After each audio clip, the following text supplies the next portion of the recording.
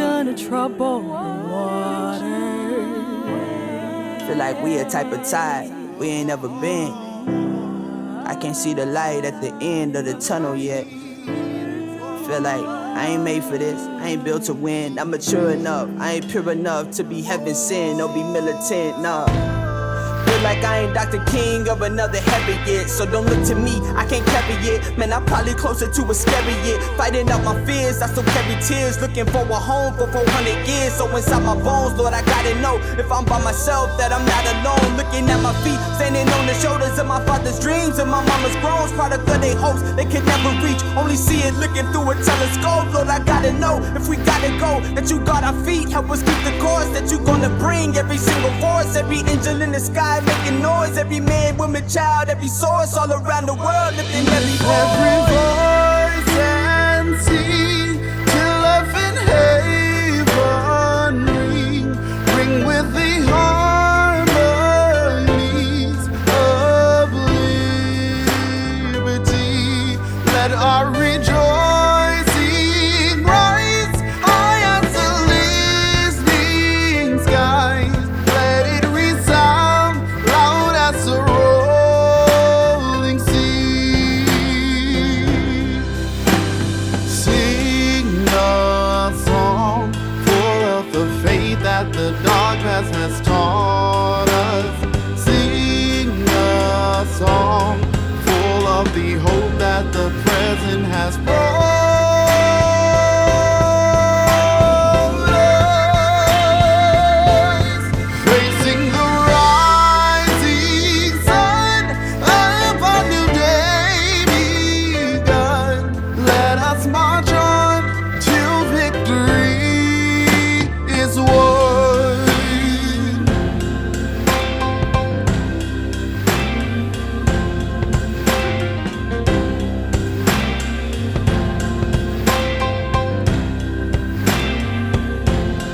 God of our wearies, God of our silent tears, thou who hast brought us thus far on the way, thou who hast by thy might led us into the light, keep us forever in the path we pray. Bless our feet, Straight from the places, our God, where we met thee, bless our hearts. drunk with the wine of the world, we forget thee. Shadowed beneath thy hand, may we forever stand. True to our God, true to our native land.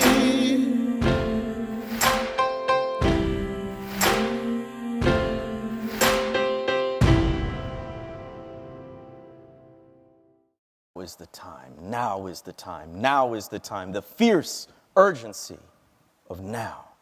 What a powerful phrase. Urgency means it's right now, it's immediate.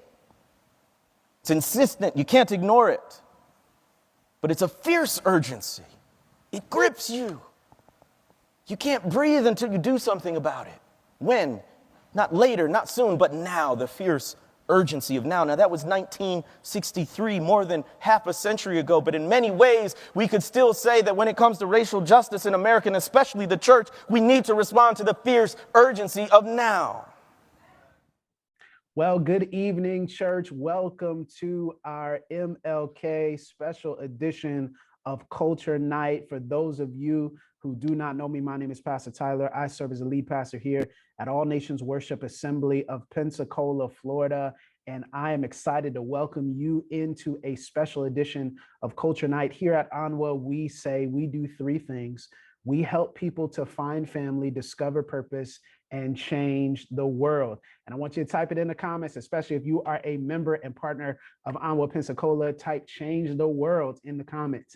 We are going to be doing a little bit of that tonight. And I have a special guest. Normally we pull from people within ANWA's culture and collective, but I've got an honorary ANWA Pensacola member, an honorary partner here. Dr. Jemar Tisby is joining us. He is a New York Times bestselling author of a book every single Christian should read, The Color of Compromise. Go ahead and put that up, Jemar, because I know you got that. I know you got that. He is also the author of How to Fight Racism. Go ahead, I'm giving you a chance to pull that one up.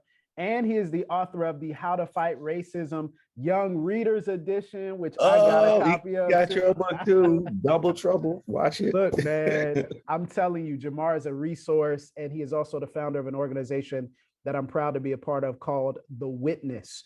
He and I host a podcast together called Pass the Mic. Did you just throw up a...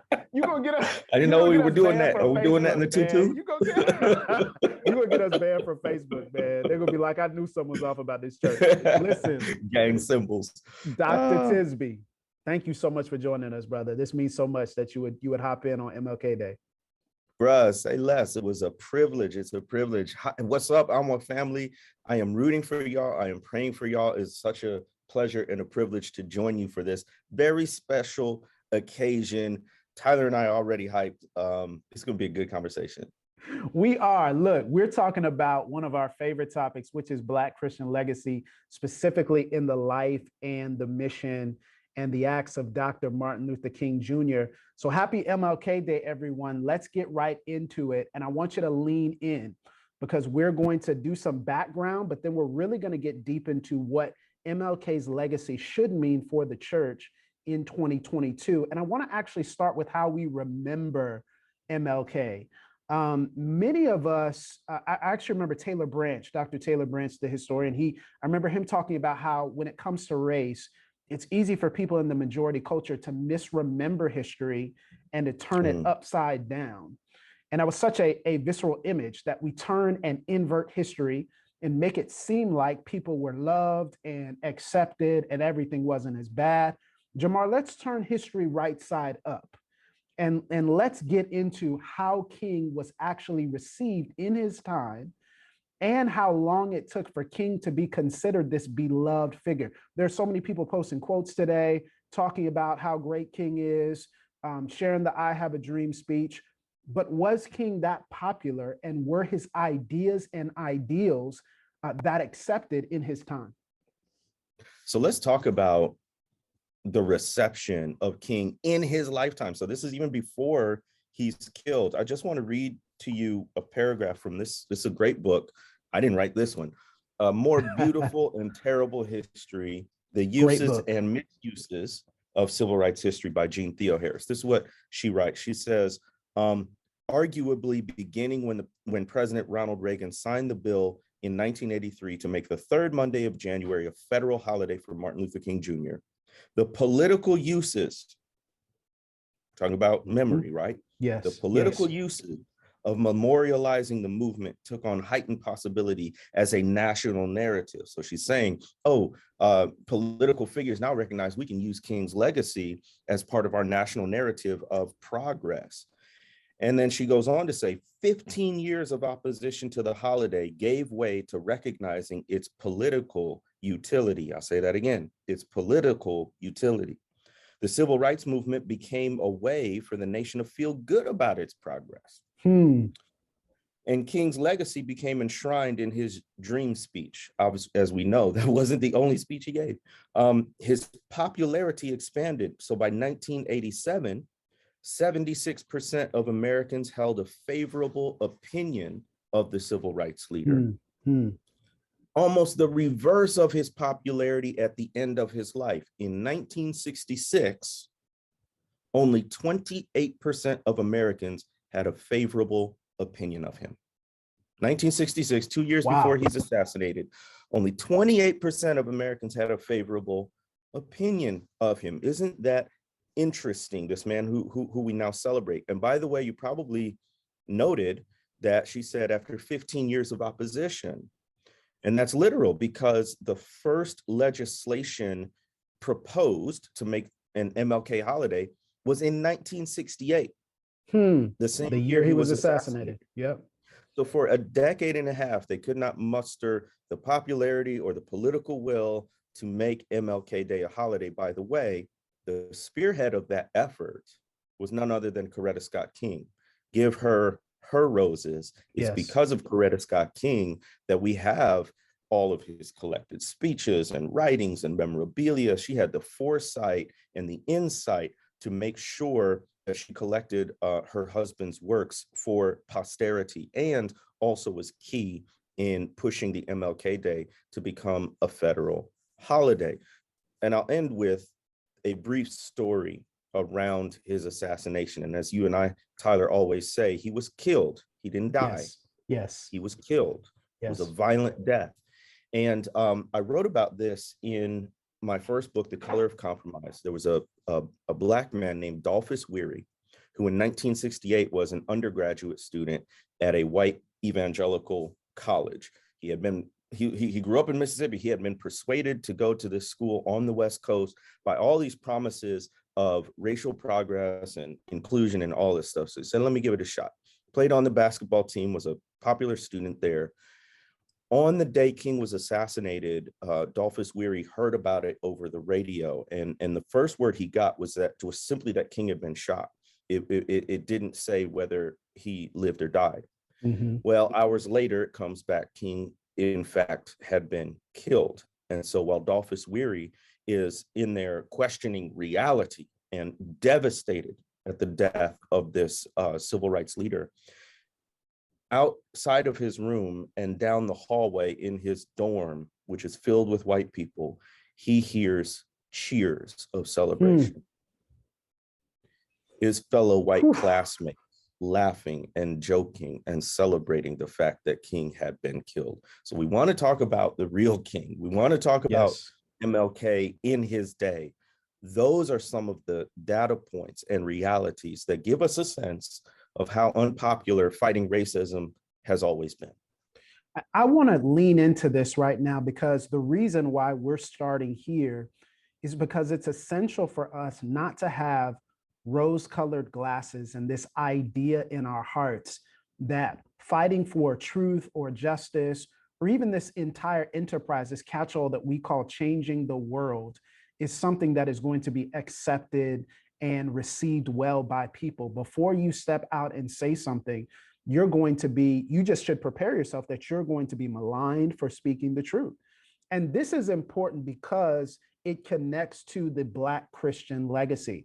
And I want to talk a little bit about this, Jemar. We do so much work talking about Black Christians and the importance of Black Christians in history and also in the present.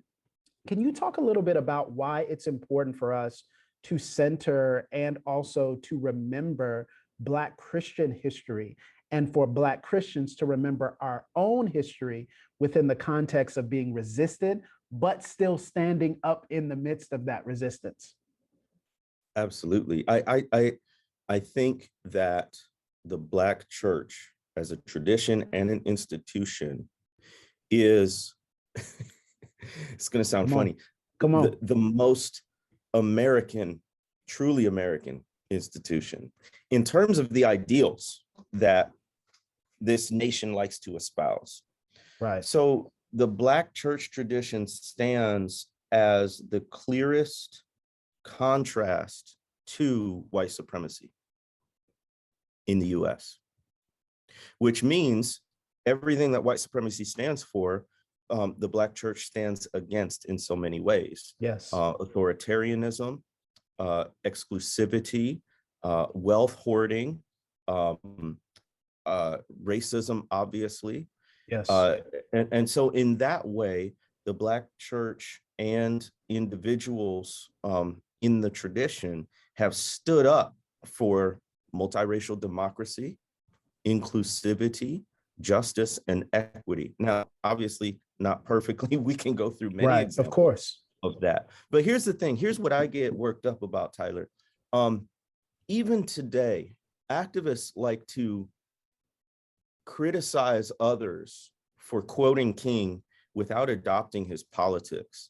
Mm-hmm. But we also need to realize that we can co-opt King without understanding his Christianity. Talk about Like, it. Let's go. Talk about it. That's provocative, man.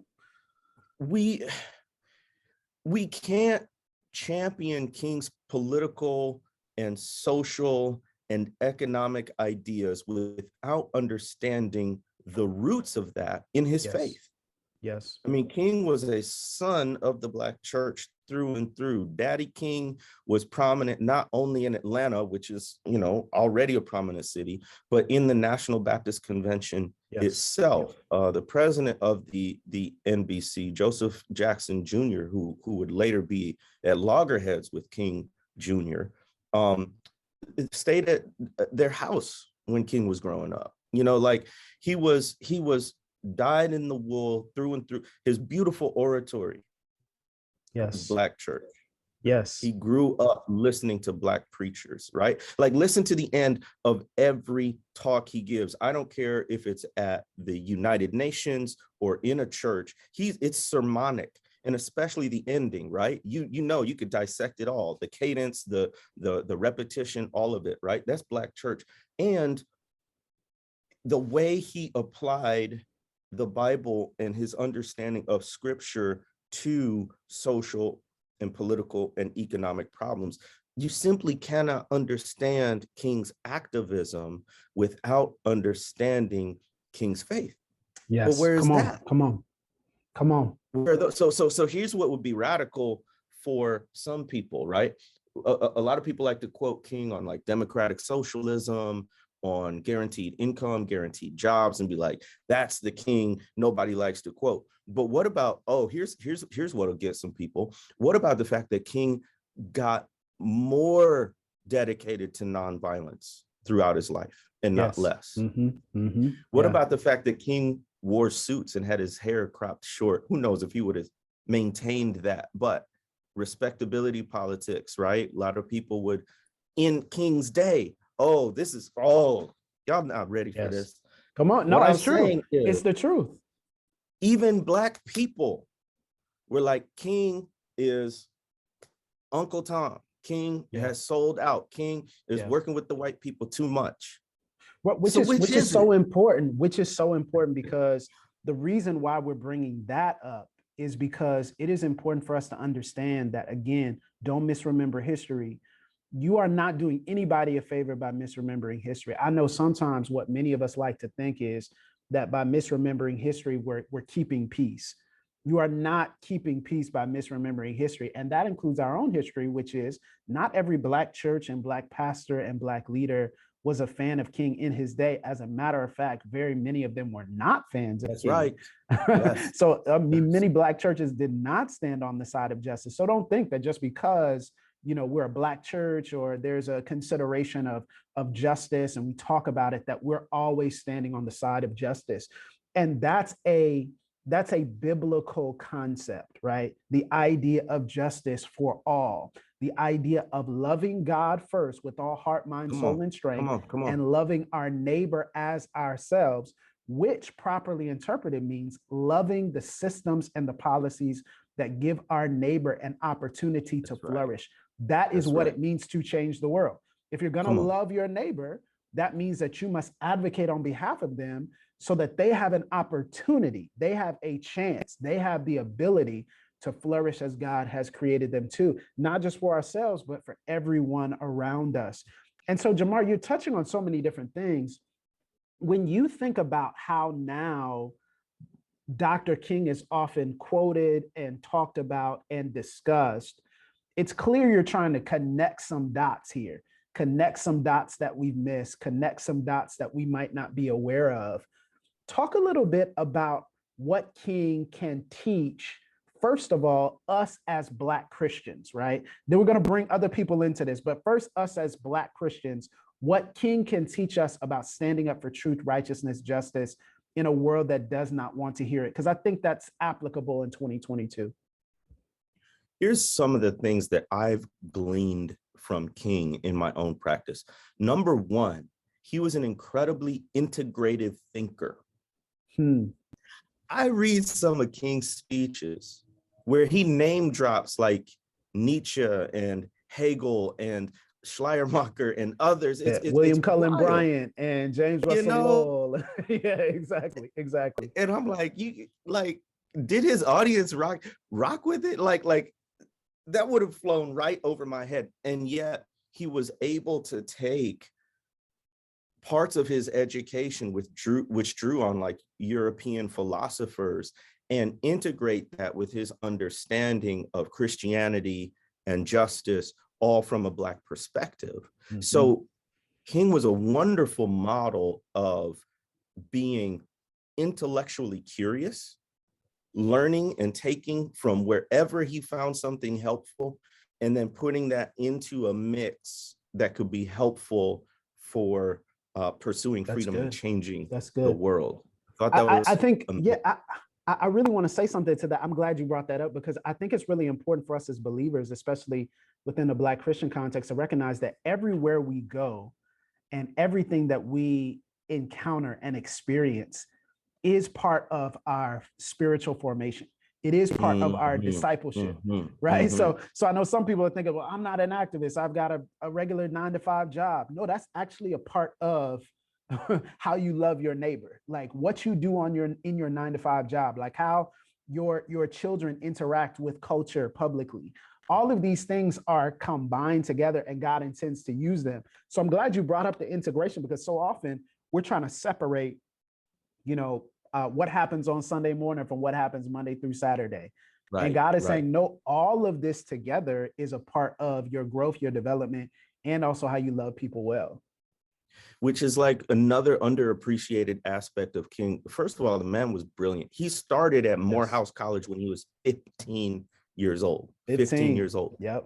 And he would have, if he had been able to map out his life, he felt a strong pull toward a life of the mind, and would have loved to be a local church pastor who did a lot of scholarly research and wrote books. He just had a brilliant mind like this, right? That's one of the underappreciated aspects of King. One of the other lessons I learned from King is that pursuing racial justice, especially publicly, is never going to be popular, even with your own people. Mm-hmm. So we've touched on this earlier. King was not universally loved even by Black people and other Black Christians. So there were other Black Christians who thought his approach was too militant. Right. Thought it was too confrontational.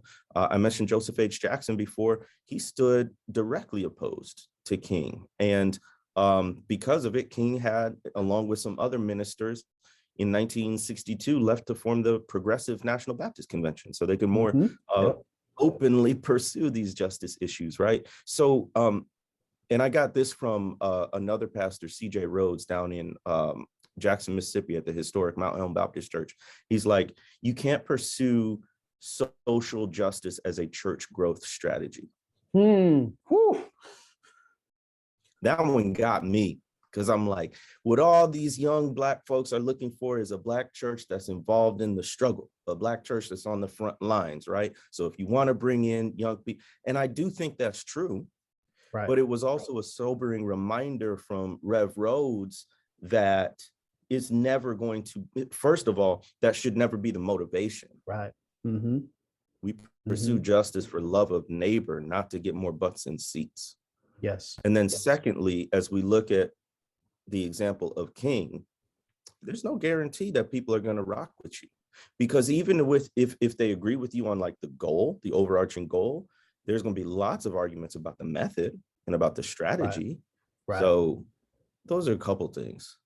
I love that you mentioned that, because I think it really touches on what we talk about when we say, carrying your cross, right? Picking up your cross, right? Like, let him deny himself, right? And take up his cross and follow me. That's the call of Jesus. And part of that is a call for us to not necessarily be popular people who are always liked by society and always applauded, even by other factions and sections of the church. But I want to pull on that thread a little bit. Why isn't it popular?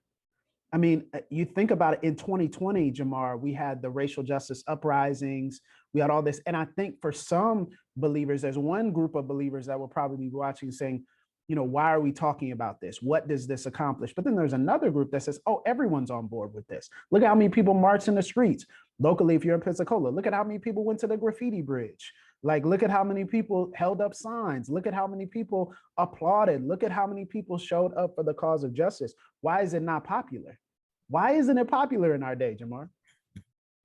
So I think two I'm reasons. setting you up. I'm alley-ooping Jemar. Okay. This one.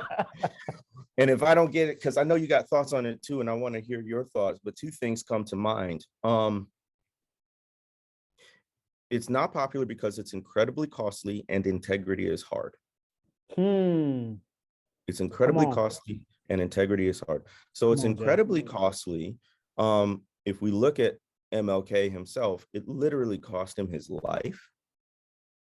But even before he was assassinated, it cost him his health, so that in the autopsy, the 39-year-old king who had just been killed, the doctor said he had the heart of a man twice his age.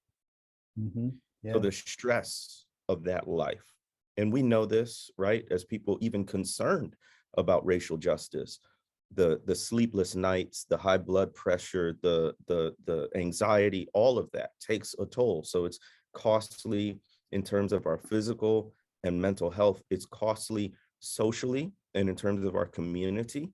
So you can get kicked out of your church, you can be ostracized by family and friends, you can lose money. I was just talking to another Black guy who's focused on sort of racial justice and whatnot, and we were like going back and forth the speaking events, the invitations that have been canceled because we took a stand on, and y'all, this is basic stuff. Like, we're just like, don't kill us, maybe under the name of a badge. Yes. Wild, right? And it's costly even then, right? So it's not something that people want to undertake, because when you really get into it, it's painful. The second thing is integrity is hard. So what's so interesting about King is his courage to follow where his convictions led him. Come on, talk about that. So what began initially with the Montgomery bus boycott as a simple effort to desegregate public transportation in Montgomery, Alabama, he used those same principles of nonviolence and treating people right, and look where it led him. One of the most unpopular places it led him was to oppose the war in Vietnam. Right, yeah. And even Black folks were like, look, don't do this. That's going to be too much heat. That's going to be too much smoke. Because war in the US has always been seen as righteous. It's always been seen as patriotic. There's no higher service one can render than to become a soldier and go overseas and defend democracy and defend America, right? So coming out against Vietnam, but King followed where his convictions led. He said, if we're on the side of the oppressed, he said, if I'm nonviolent, he said, if we need to redistribute wealth, then we can't be spending all this money on a war. And so came out and publicly opposed the Vietnam War. And it was in that context that he became even more unpopular, right? So when I say integrity is hard, it's like we can't be sort of pursuing righteousness in this one area and not see the implications both for that particular area, racial justice, as well as other areas as well. So yeah, that's so true, man. I put on my pastoral hat as I think about this, man, and obviously in talking to our church, like, I think it's important for us to acknowledge that the gospel is a narrow road. Few people find it. These are the words of Jesus. The broad road leads to destruction, and the broad road, what often destroys us is the same thing that comforts us. What often destroys us is the same thing that desensitizes us. And so I think many of us have lived in a culture and lived in a time period where we have been desensitized to the violation of our neighbors and fellow image bearers. And so it is radical for us to turn on our pain sensors again, to activate nerves that have been dormant, and to say, it hurts me to see my neighbor violated. It hurts me to see my child violated and talked about in a bigoted or discriminatory way. It hurts me to see xenophobia. It hurts me to see these things. And as a result, many of us will feel a certain type of pain that we haven't felt, maybe ever, because finally the pain sensors that even in many cases, the American church and the evangelical movements have turned off, because they said the only thing that matters is your spirit, not your body. The only thing that matters is salvation of the soul, not salvation of the body, not protection of your lived experience. And so when it turns back on and we start to read the prophets of old, when it turns back on and we open up Amos, when it turns back on and we open up Micah, when it turns back on and we see the fully orbed nature of how Jesus approaches those who are being marginalized, there's a little bit of discomfort that comes with that. And so many times we don't understand that we're being desensitized. And so this is designed in many cases to wake you up. It's a narrow road.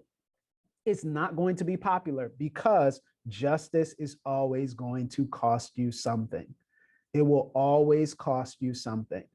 And so as a result, the question is, are we willing to be discomfited? Are we willing to be, as King would say, maladjusted, right? Maladjusted, to step away from desensitization and step away from the things that would destroy us and say we need a better community. I also want to say, I think it's important to understand that I was actually having this conversation with a group of people at an Episcopal church on Saturday, and we were talking and someone said, I can't imagine that we just need to get back to teaching people and telling them, that we all come from the same place. We're all humans, right?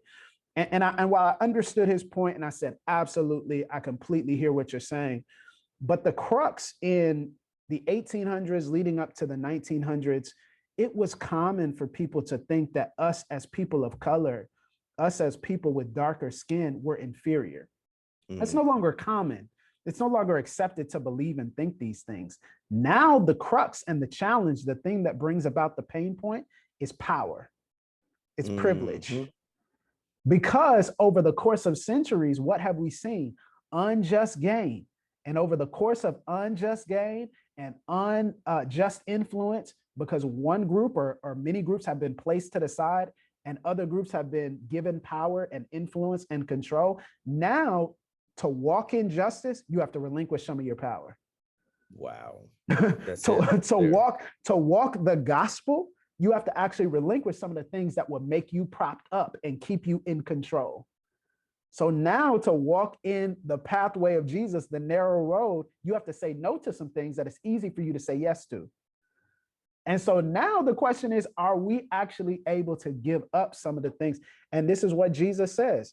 Hey, what good is it for you to gain the world and lose your soul? You want to save your life? You're going to lose it. You willing to lose your life? Okay, you'll find it. It's the paradox. Okay, the last shall be first, the first shall be last. We're like, what? Oh, you meant that literally? Like, I think sometimes we need to be like, oh, snap, this is literal.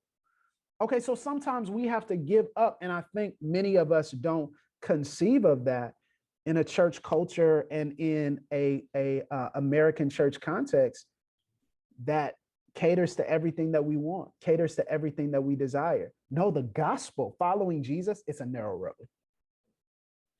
King spoke about that in his last years. He came to a greater and greater realization of that. And he literally used the phrase restructuring the whole of American society.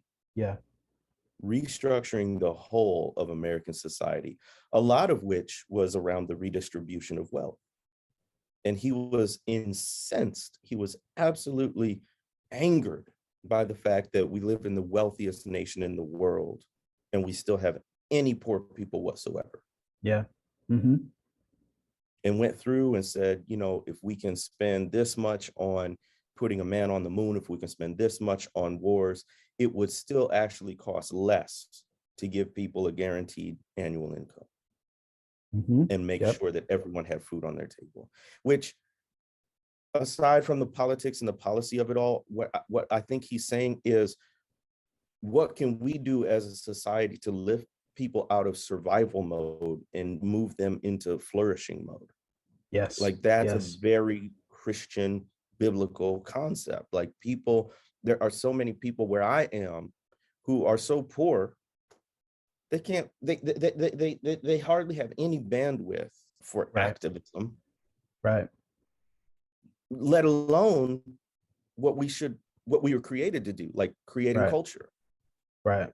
works of art and poetry and writing and taking photographs and all of these beautiful things that humans were made to do. They have no bandwidth for that. Yeah. So King was radical in the sense that he said, we often, here's another thing, we look at his I Have a Dream speech and the dream portion. Right. And we get mad that people sort of misappropriate those quotes. People who stand against everything else King stood for, but will use that quote, I have a dream. Sure. But we also, I think subtly, Black folks and church folks think, well, that dream is like, it's not that powerful. It's kind of pie in the sky. It's like, Right. Of course. Absolutely. here's what I think. King dared to dream. King dared to envision a different reality. It's what we often refer to from Walter Brueggemann, prophetic imagination. Yes. And prophetic imagination requires an incredible moral creativity to rethink the very structures that we take for granted in society, from capitalism to militarism to racism, to housing, to healthcare, right? To all economics, education, all of it. So the dream is only possible with the restructuring of the whole of American society, which is why it's hard. Most of us don't even imagine or dream that way. And if we do, I'll just say, this is one of the things that's gripping to me about history. The same kind of rejection King faced in his lifetime, we can look at people now who face that same kind of rejection, and we're like, they're too much. Right, too right. radical. Of course, whatever, of course. right? Yeah. Like Bree Newsom climbing on a flagpole in South Carolina and getting arrested. Reverend Dr. William Barber going to the Capitol and getting arrested, reviving the Poor People's Campaign. People who are, going to great lengths to abolish the death penalty and reimagine criminal justice. And we just think they're like, that's them. They're way out there. They super saved. They're super activists, right? That's how people view King. So if we want to walk in the legacy of King, guess how people are going to view us now? That's all I'm saying.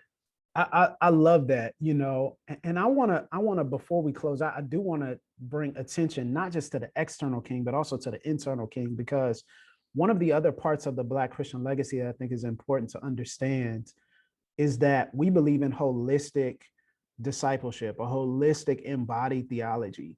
And so it's my conviction that we're not just people who change the world out in the world and in the community, but also that we are changed people, right? So it's not just, we can't change others if we ourselves are not changed. And really, we don't do the changing, right? It's only the Spirit of God that does the changing. But here's what I love about King, man. I love reading about King's quiet, private moments. And it reminds me of just so many people, not just in my faith journey, but also people within our church context who have private lives of devotion with the Lord, who in times of struggle turn on the old hymns, who in times of pain are on their knees before God, who cry in their, what we call the prayer closet, who cry out to God for change and cry out to God for relief.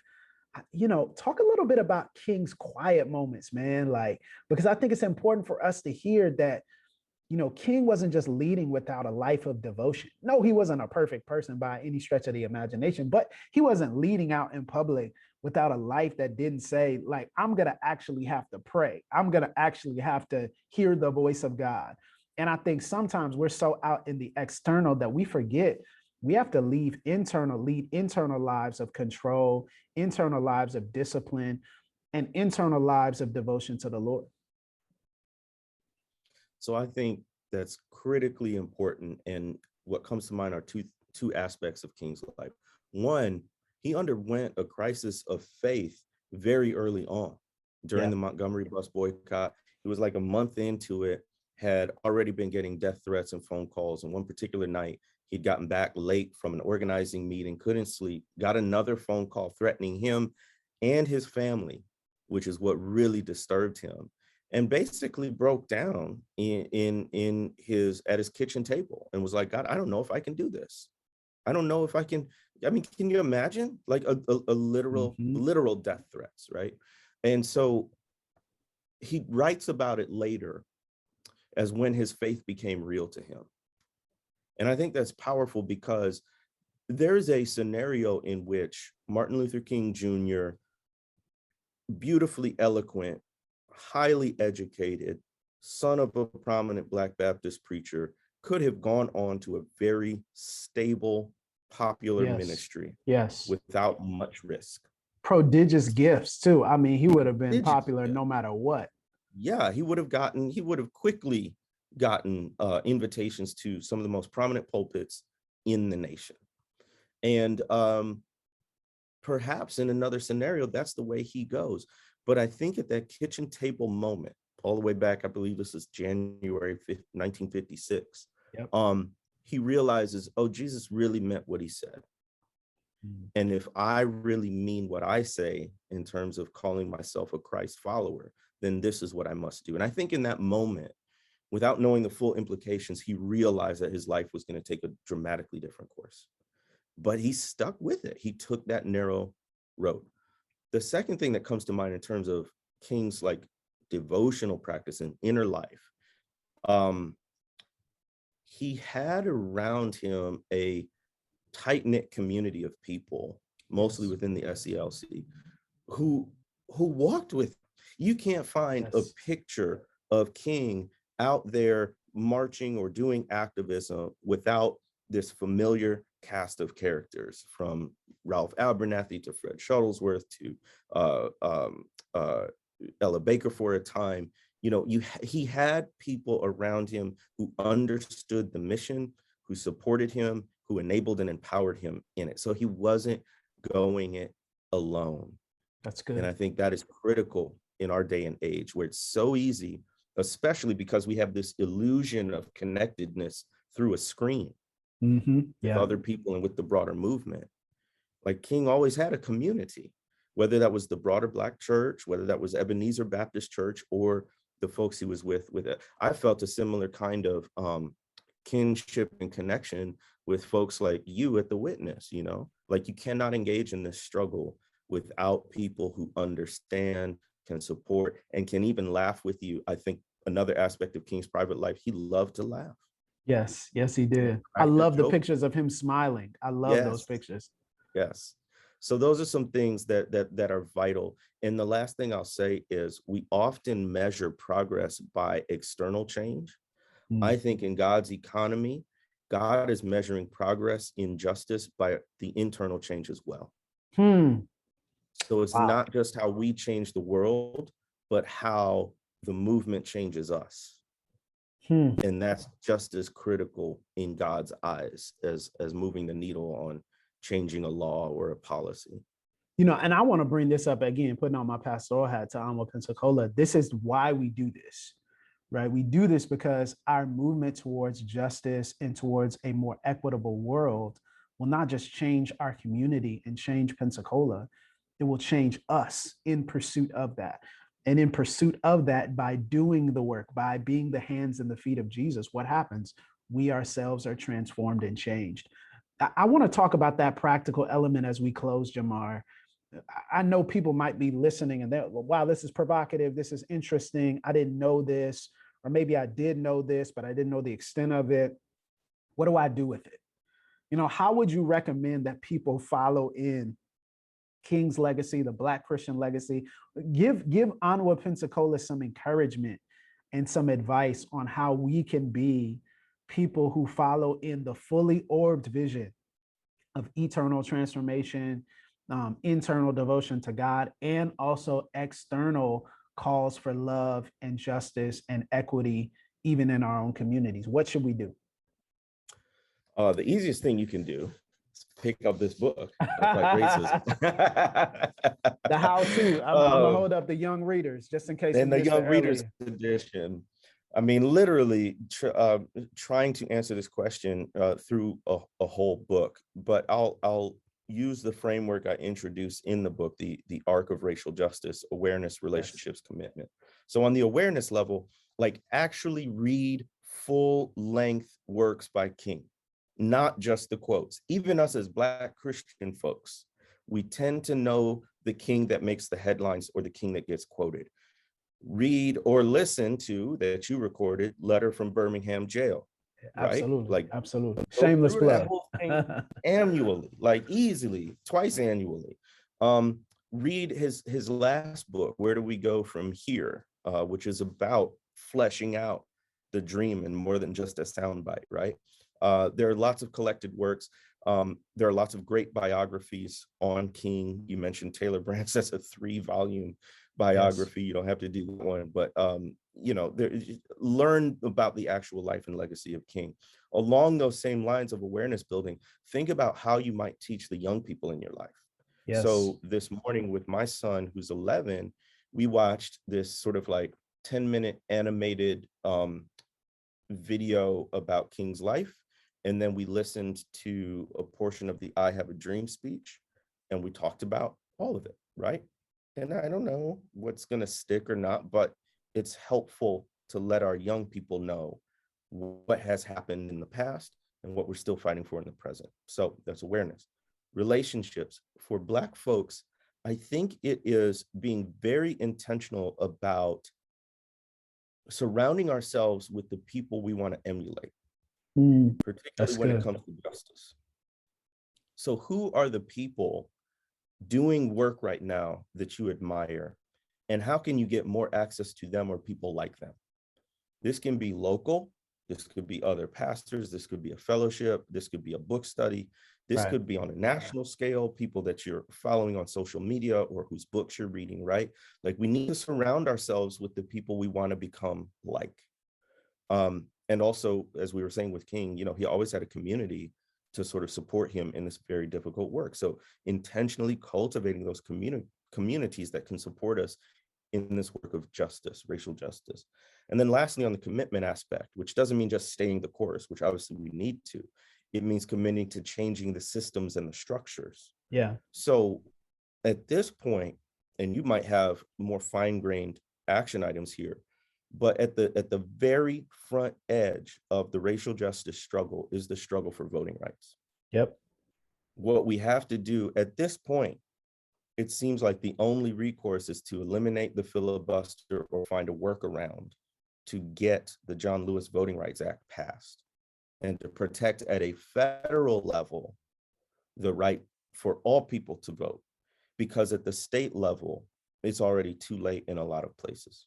They've been quietly, sometimes loudly, working to put into place officials who will overturn legitimate election results. And so what that means is the legal levers of power are being stripped away. And if that happens, we will be looking at another era where demonstrations like that of the civil rights movement are necessary because there's no other option. In other words, we're going to be looking at marches in the streets. We're going to be looking at arrests. We're even going to be looking at brutality and death, because you can't use the established channels for redress. Yeah, absolutely. Absolutely. That's so good. I want to actually underscore a couple of the things that you said, because I think this is so good. Number one, on the awareness idea, what you said about talking to the young people in your life. I mean, especially if you're an adult, maybe you've lived through the civil rights movement, or maybe you've lived through some of the elements of the freedom struggle and the fight for integration. Please have conversations. You know, you don't always have to. I think sometimes, like, there's this idea that we have to come to the same conclusion and end up in the same place and always agree on tactics. That is not the case. But at least opening up the conversation creates a really healthy dialogue. We're a multi-generational church, and as a result, I think we need to have more multi-generational conversations about what this looks like and what this means for us and how this makes us feel. Liz, I'm going to tell you something Those of us in our 20s and our 30s experienced 2020 and the racial justice uprisings of 2020 a lot different than everyone else did. And the reason is we saw people who look like us. We saw people who were in our age. We saw people who were in our station of life. Ahmaud Arbery was young. Trayvon Martin was young. Mike Brown was young. And so I think it's important for us, Breonna Taylor, young. It's important for us to have some sort of connection to what generations are talking. And then also an older generation for us to glean from your wisdom, your resilience, what kept you going. And again, even if we don't agree on the same tactics, the same principles, the same ideas, because we're going to have different perspectives, it's important for us to be in dialogue and conversation with each other. And then on the awareness point, please, we're in Pensacola, Florida. There is a rich history in Pensacola, Florida, especially as it relates to Black Pensacola.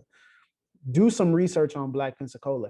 If you don't do anything else, have a working knowledge of the history of Black Pensacola. You know, I talk about this all the time, how Pensacola used to be a majority Black city. What happened? Why did it happen? Why did Booker T. Washington at one point call us the model city for Black advancement? Why is that? Why was that a thing for us? And why is that no longer a thing for us, right? And being aware of that is extremely helpful. And then, you know, secondarily, when we talk about relationships, and I love what Jemar is talking about, connecting to people who do this work, there should at least be one space in your schedule for a commitment to a relationship or a community that is outside of your normal space, but beyond outside of your normal space, that is doing something to push the cause of justice and equity forward. You have to actually schedule it in. You know, I think sometimes we're like, oh, if something comes up, I'm ready. It's like, well, no, that actually has to be a part of your discipleship practice. So go to church on Sunday. You know, when we release the opportunity for you to join tribes here, small groups here, join a tribe, be involved in all that, serve, you know, volunteer, be a part of supernatural demonstration. All of that is phenomenal. We love that. And also part of your spiritual development and your discipleship and your formation is to you to be involved or volunteering with an organization locally that's going to help you have what we call in ANWA's culture, city impact. Like what's actually changing a city? You know, maybe that's volunteer. Maybe that's being a part of PTA. You know, maybe that's being a part of Achieve Escambia. Maybe that's being a part of Brace. Maybe that's being a part of Truth for You. Maybe that's being a part of any of these local organizations that are actually giving you, There's Hope with Caleb Houston, giving you an opportunity to serve your local community and push justice and equity forward. And then let me say another thing finally, and then I'll let y'all go. As a pastor, read your Bible. Read the prophets. Like, read the Bible, please. Read Isaiah, please. Because I think sometimes we think these things are so against the gospel and the Christian message because we have not incorporated them in our devotional time and our internal time. So I just encourage you to make this also a part of your devotion as well, that maybe it's once a month or maybe it's once a week, you're actually able to read scriptures and portions of the prophets and allow that to change, allow the Holy Spirit to speak to you and to how that will change the way that you live. Okay. I'm off my soapbox. Jemar, how can people support you? Because you've given us so much time. I'm gonna hold it up one more again. Who is this for? When you talk about the Young Readers Edition, who is this for? Tell people who this is for. Yeah. Ideal for kids ages 8 to 12, that 4th through 6th grade range, but honestly, it would be great for adults. So you can grab 2 copies for the adult and the young people in your life, or get the adult version and the young version and read through it together. Aside from that, I write most frequently at my newsletter, jemartisby.substack.com. You can subscribe for free, or if you want to support the work, you can become a paid subscriber, jemartisby.substack.com. Awesome. We'll put that in the comments as well so that people can see that and support. And also, just another shameless plug, listen, download our podcast. Yes. Pass the mic. We do this on a weekly basis. So I know y'all are like, cool, this is a one-time thing. No, we do this every week. So subscribe to the podcast. It's Pass the Mic on wherever you listen to podcasts, Apple Podcasts, Spotify, whatever it may be. Listen, Jemar, this has been incredible, man. Thank you so much for donating your time, giving it to us, and encouraging us as a local church to pursue the call of justice and to walk in the steps of Dr. King. I actually wanted to end by reading this quote where King in 1968 talks about why we shall overcome. I want to read this quote. He says, "We shall overcome because Carlyle is right. No lie can live forever. We shall overcome because William Cullen Bryant is right. Truth crushed to earth will rise again. We shall overcome because James Russell Lowell is right. Truth forever on the scaffold, wrong forever on the throne. Yet that scaffold sways the future." He says, "We shall overcome because the Bible is right. You shall reap what you sow. With this faith, we will be able to hew out of the mountain of despair a stone of hope. With this faith, we will be able to transform the jangling discords of our nation into a beautiful symphony of brotherhood. With this faith, we will be able to speed up the day when all God's children all over this nation, Black men and white men, Jews and Gentiles, Protestants and Catholics, will be able to join hands and sing in the words of the old Negro spiritual, free at last, free at last. Thank God Almighty, we're free at last." Thank you, brother. I appreciate you. Thank y'all. This has been Culture Night. We love y'all. We'll see y'all next week. Voice and sing till love in heaven ring with the harmonies of liberty. Let our rejoicing rise high as the listening skies. Let it resound loud as the rolling sea. Sing a song full of the faith that the dark past has taught us. Sing a song full of the hope that the present has brought.